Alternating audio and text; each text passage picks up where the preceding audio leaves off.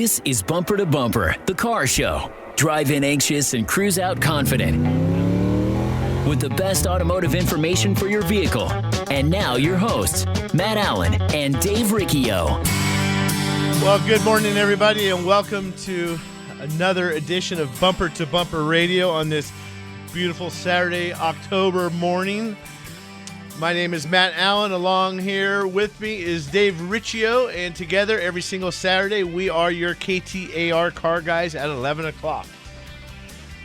Bumper to Bumper Radio is a show every week to help you, the motoring public, anybody who owns a car, maybe even rides in a car for that matter, and I think that covers just about everybody, to help you have a better overall motoring experience, a car ownership experience.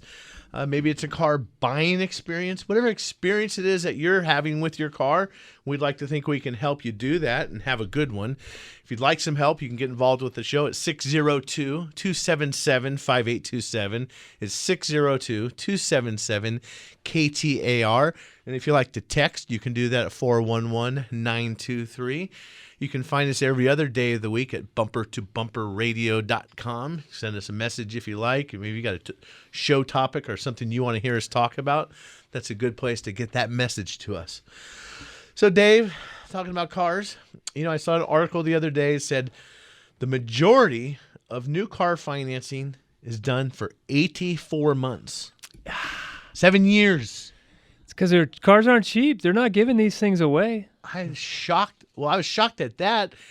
It wasn't too long ago you and I were killing some time out by a car dealership and just started roaming through the aisles looking at cars. I thought, holy hell, these things are expensive. I mean, you don't even really think about it. So you sit down and you buy one, then heck,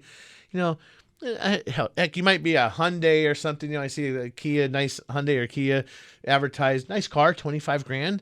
But, maybe you want something a little sportier, you need something bigger or whatever. I mean, I'm seeing these loaded up Sequoias and Toyotas. It doesn't matter if it's 80 Gs. Yeah, it's ridiculous. It used to be, that's more than a lot of houses in certain areas of the country. So I'm thinking about this 84 months. I mean, that's really signing up for the big time.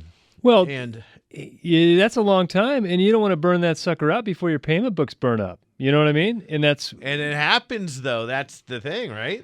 Oh yeah, people come to me. They need a major repair. They still got they know they got a thick payment book still at home.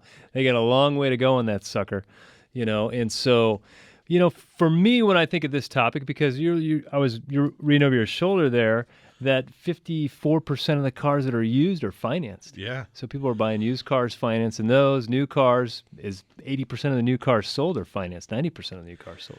I don't have a real new car. We got a 2010, I got a 2006, and a 5. I haven't had a car payment in years, and boy, it feels nice not to have one. I mean, of course you're gonna have. I've had them before, but to be out from underneath the weight of a car payment is one thing.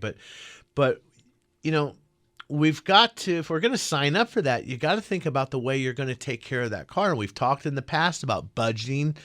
So if you're out shopping for a new car this morning, really think about what you're doing and the cost of that and the cost of the financing. And don't forget about the sales tax and all that stuff that goes in. And, at some point, we probably ought to get we need to have them probably come in under a disguised voice, but a car salesman to teach us the tricks about not buying a car on payments, for example. You still got to buy off what the car costs, not how much the monthly payment is. Yeah. Well, that's one trap to avoid. They always, what kind of payment are you looking for? If you tell them $350, they're thinking, well, if they can do $350, they can certainly do $425. They're gonna, if they can do $425, why not $475? Meanwhile, they're just weather looks good. Meanwhile, they're just upping the price of the car, maybe. But so let's forget about that. We're not buying new cars today. We're going to talk about, I think, what's the best used car to buy, Dave? Sometimes it's the one you already have. That's the answer. That's right. But not everybody's going to do that either. I mean, we've got to go out occasionally. Maybe we're going to buy the $3,000 or $5,000 car for our kid that's the new driver, or maybe one that's going off to college because they might need a car. Or maybe an extra car. Or maybe it's just your turn. You're the smart one. You don't want to go buy the $50,000 car and have it be worth $30,000 in 3 years. So maybe you're going to go look at the 3-year-old car. Mm-hmm. So we can talk about that thing, what you need to look for, how to avoid having some of these mistakes. Dave, you get the question all the time, same as I do, right? Your buddies?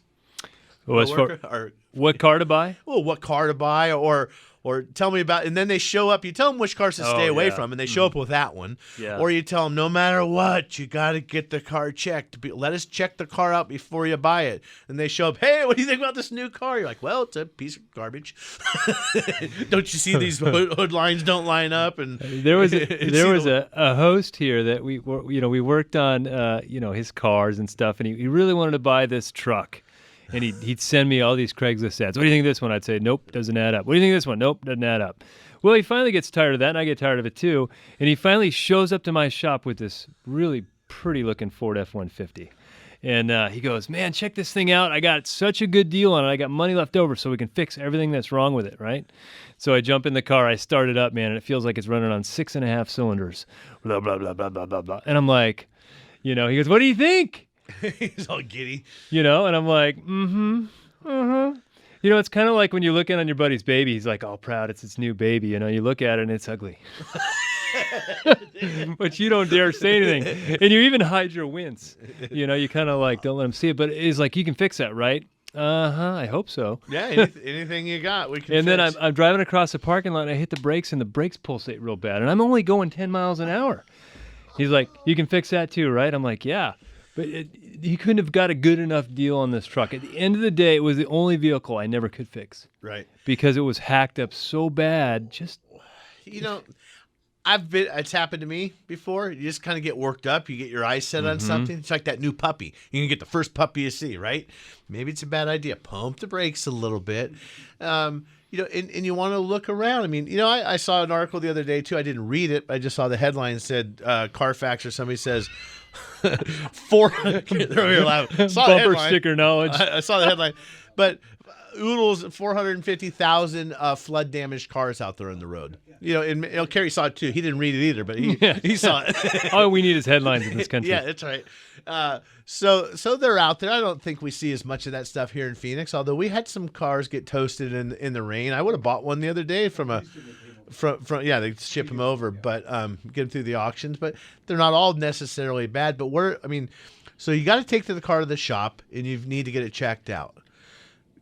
You really need to go drive this car, and I'm not talking about a ride around the block. Mm-hmm. I mean, Dave, how long does it take for a transmission symptom to show up sometime? 30 minutes of driving. Yeah. So you tell the salesman, here's my driver's license, here's my insurance. You go talk to another customer. Don't bother me for a while. My wife, my husband, and I, whatever that makeup is, we're going to put the car seat in the car or whatever we're going to do, and we're going to go for a cruise. Mm-hmm. And maybe that's the same that holds true with Joe the neighbor who you found on Craigslist or Auto Trader. You got to get that car out and drive it. Mm. Not very often. I mean, it depends on what price range you're in, but not very often is that $5,000 car in great condition. No. You tell people, it happens for you, Dave, too. You need a transmission, or I tell them, oh, you need a bunch of work, you need this. Just get a new car, I'm going to sell this one. Mm-hmm. Right? Yeah, that means the next guy's got to do it. And these factory pre-certified, pre-owned that doesn't mean, I've seen some that are done right, where they change out all the brakes, all this, all that. It's a good sift. They're better than most, put it that way. Correct. But, I mean, there's still, but just having them, sometimes some of the cars I can just drive around the block and say, don't buy this. Yes. Some of the cars you got to look a little harder, to make sure. But every time I notice when I buy something, if I'm ever talking to a salesman, they always create pressure.